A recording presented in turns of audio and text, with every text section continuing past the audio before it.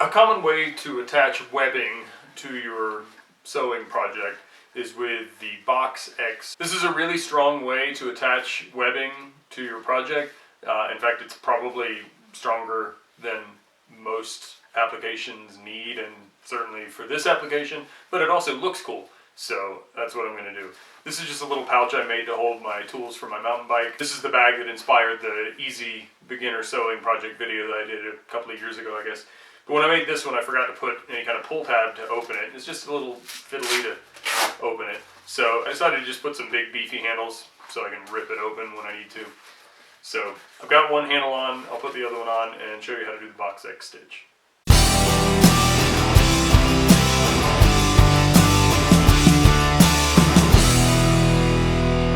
This is just some webbing that I've had laying around so long I don't even remember what it is. I think it's nylon.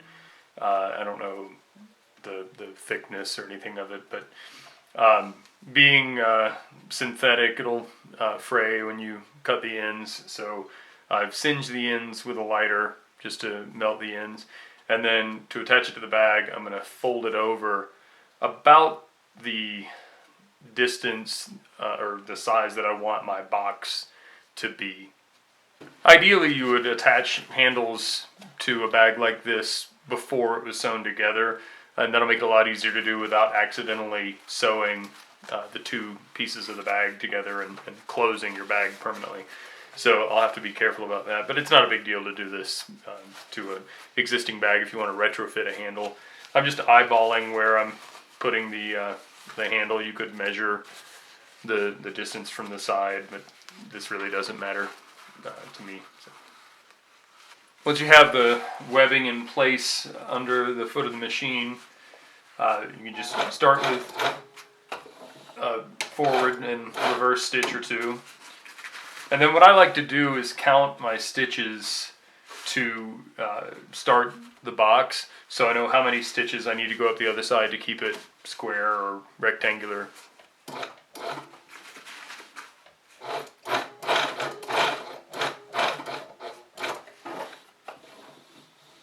So that's 4, and I just used the hand wheel to sneak up on the end so I didn't accidentally overrun it. That would function just fine. It just wouldn't look as nice if you had a stitch running over the edge.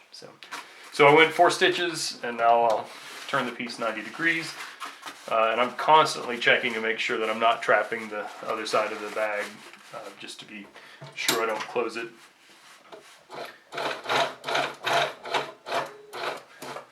On the handle on the other side, I went 3 stitches across, so I'm just going to repeat that here.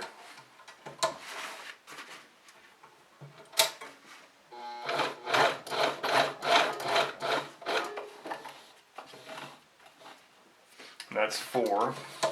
I'll turn again.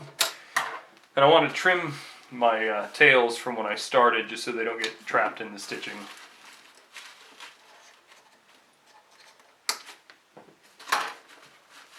And now I'll go 3 again.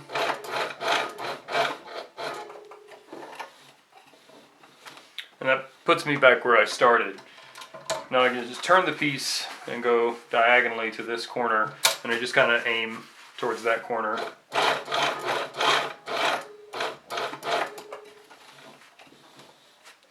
And then I'll turn and I'll just go back along the bottom of the box. Then turn it again, and then you just sew the other diagonal to the opposite corner.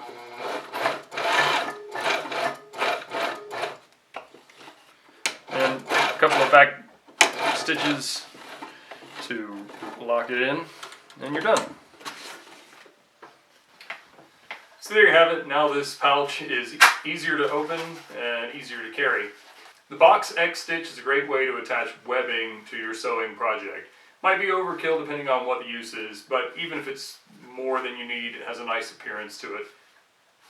If you have any questions or comments, leave them in the comments section below. If you like this video, give me a thumbs up, and if you're not already a subscriber, I'd love to have you subscribe to my channel. Thanks for watching.